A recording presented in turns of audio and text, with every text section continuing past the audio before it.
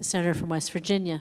Madam President, I did not intend to speak on Secretary Mayorkas, but I want to say a few words before I get to the content of my speech. Of course. And what I would say is this. I respectfully disagree with my colleagues, my friends on the Republican side of the aisle, and the politics is being played. I was governor of the state of West Virginia, and I made an awful lot of appointments as far as what we call will and pleasure. I asked the state Senate to confirm people I thought would work and do a great job for the people of West Virginia. It was my responsibility. If it went wrong or did not basically fulfill their duties, that was my responsibility.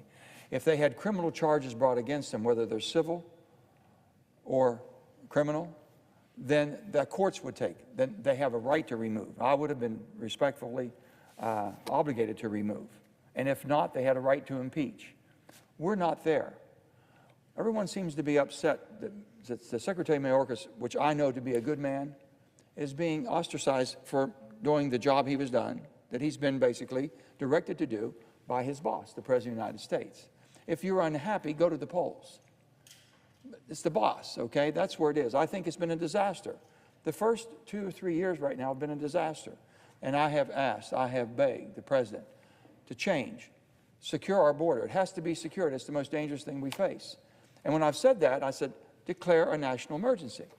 Well, the mistakes the President has made, basically, was try to be corrected when he supported the piece of legislation we had before us about 2 or 3 weeks ago that was negotiated, a lead negotiator, which I think is one of the most honorable people we have in the Senate, is Republican, our friend James Lankford from Oklahoma, Senator Lankford.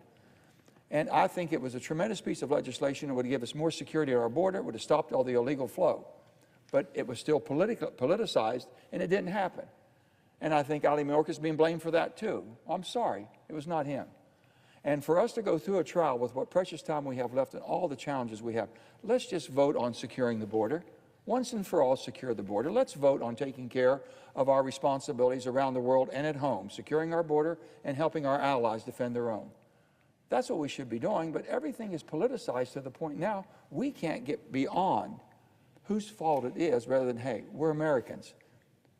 If I'm a Democrat, you're a Republican, vice versa, you're not my enemy. You're my colleague who I might have differences with. We can work it out. No one wants to find that sensible middle anymore. It's a bad word, compromise. You never hear it anymore. But to blame Secretary Mayorkas for you thinking he didn't do the job or what he said, the violation of the Constitution, is ridiculous. It is basically something that I can't wait to vote against and get it out as soon as it comes here. Why did they wait till next week? We could have voted on today or tomorrow. Why? They wanted to let it fester a little bit? It doesn't make any sense to me whatsoever. So with that being said, I would hope that we'd come to our senses and get to the real problems we have in America, and let's try to help the people who are living through some very high pricing. As far as food, the basic necessities of life are very difficult for an awful lot of people in my state of West Virginia. I'm going to do all I can to help them. But with that, this is not one way to get our job done, to waste more time on something that's so senseless.